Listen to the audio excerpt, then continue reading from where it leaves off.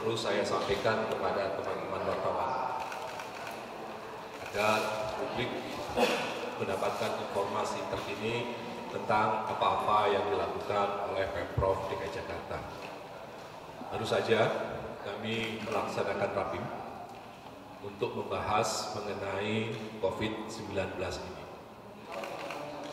Ada beberapa hal penting yang perlu saya sampaikan.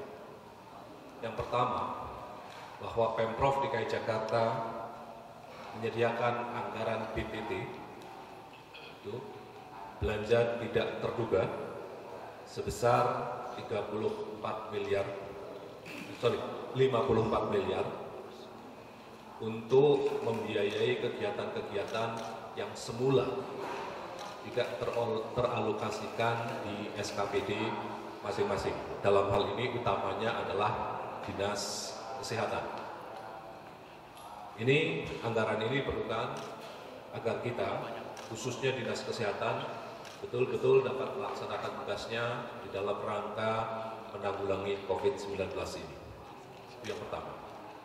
Yang kedua, juga perlu saya sampaikan bahwa perkembangan kasus COVID ini dari waktu ke waktu berjalan sangat cepat. Oleh karena itu, salah satu keputusan yang ingin kita tetapkan adalah berkaitan dengan pertunjukan hiburan dan keramaian. Menjaga agar masyarakat bisa seminimal mungkin berada di dalam lingkupan keramaian ini menjadi hal yang sangat-sangat penting. Karena itu, pada malam ini kita akan mengadakan pertemuan dengan berbagai stakeholder, khususnya organisasi profesi seperti Perkumpulan Dokter Paru Indonesia, kemudian juga ahli epidemiologi, kemudian juga ID, untuk untuk memberikan masukan kepada kita bagaimana langkah-langkah yang terbaik untuk mengurangi kemungkinan penularan COVID-19 ini. Dari diskusi ini kita akan segera ambil keputusan untuk dijadikan dasar bagi seluruh perangkat Pemprov DKI Jakarta dan masyarakat untuk berkaitan dengan keramaian ini. Saya kira dari pengantar saya demikian selaku Ketua Tim COVID-19. Selanjutnya mungkin berkaitan dengan teknis bagaimana BTT ini kami persilahkan Pak Edi. Dan kemudian selanjutnya update data dan hal-hal lainnya kami persilahkan Kepala Dinas Kesehatan. Kami persilahkan Pak Edi. Terima kasih, Pak.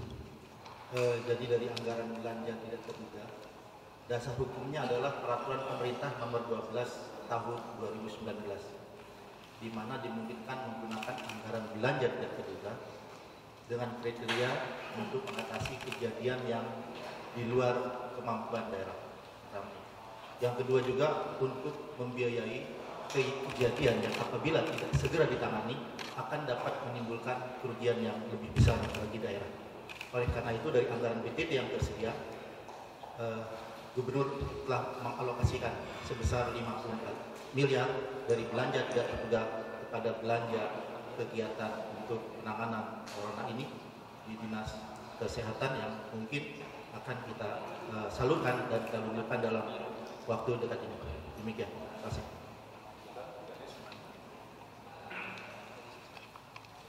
Selamat sore. Kami menginformasikan update terkait dengan data ODP dan PDP. Orang dalam pemantauan. Jadi jumlah pertama sebelum ke ODP dan PDP, kami informasikan bahwa warga yang mengakses informasi melalui saluran yang sudah kita keluarkan hari kemarin adalah 147 orang. Kemudian kalau total mulai dari awal sampai dengan 9 Maret malam kemarin ada 3.727 orang. Kemudian untuk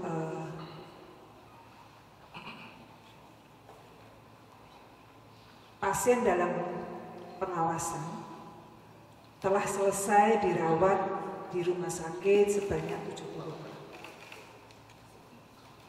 87 orang masih dalam perawatan di rumah sakit. Sehingga total pasien dalam pengawasan dari mulai akhir Januari sampai dengan 9 Maret kemarin sebanyak 166 orang. Kemudian orang dalam pemantauan, 68 orang masih dalam pemantauan, sementara 310 orang sudah selesai kami pantau. Sehingga total orang dalam pemantauan kita sampai dengan 9 Maret kemarin ada 378 orang. Kami laporkan juga, kami sampaikan, kemarin kami merujuk 2 pasien, sehingga total yang kita lakukan rujukan melalui ambulan gawat darurat kita sebanyak 13 orang. Tambahannya, kami tetap selalu menghimbau untuk warga masyarakat tetap tenang dan waspada. Masyarakat sangat punya peran penting aktif dalam kewaspadaan ini dengan cara mencegah penyebaran mulai dari diri sendiri. Kita tahu bahwa beberapa langkah aksi sehat harus kita mulai dari etika batuk, perilaku untuk selalu mencuci tangan dengan air mengalir sabun atau pembersihan tangan melalui hand sanitizer menjadi sesuatu yang penting kita lakukan. Juga kami sampaikan bahwa pemerintah serius siap mampu menangani COVID dan COVID-19 bisa disembuhkan. Terima kasih. Ada yang mau bertanya? Cukup? Yuk, silakan. 3 aja ya.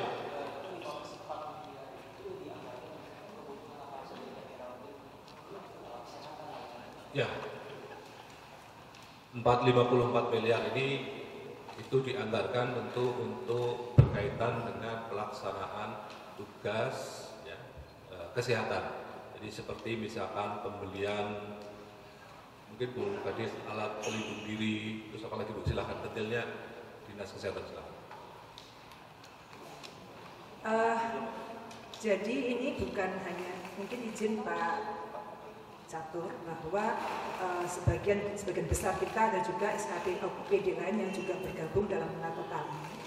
Untuk kesehatan pertama kita tahu kita sudah menetapkan 2 rumah sakit kita menjadi tambahan rumah sakit rujukan, yaitu Pasar Minggu dan Cengkareng.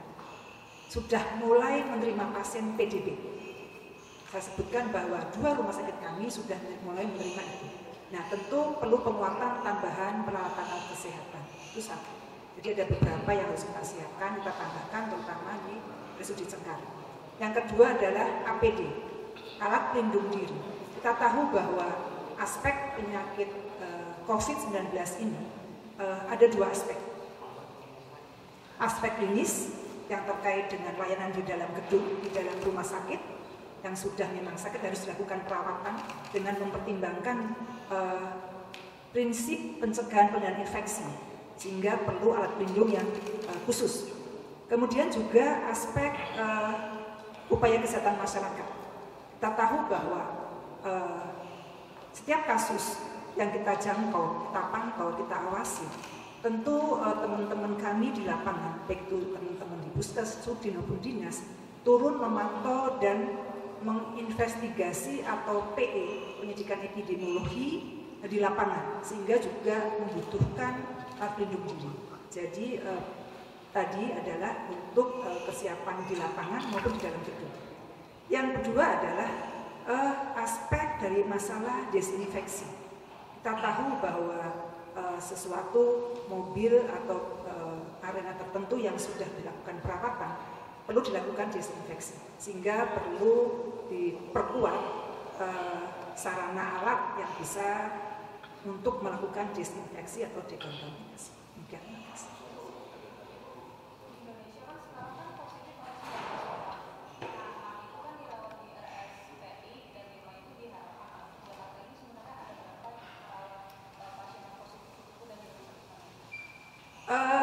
Sesuai dengan SK Menteri Kesehatan, ada 3 rumah sakit rujukan, Rumah Sakit Sulianti Saroso, Rumah Sakit Persahabatan, dan RSPAD.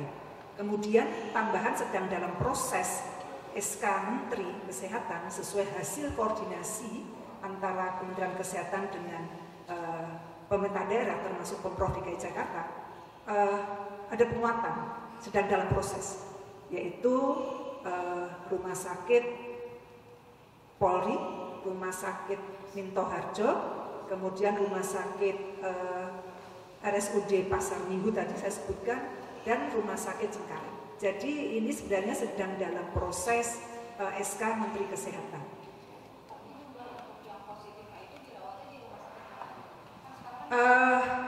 Data kasus positif untuk lebih detail tentu silakan sesuai dengan protokol komunikasi melalui pusat.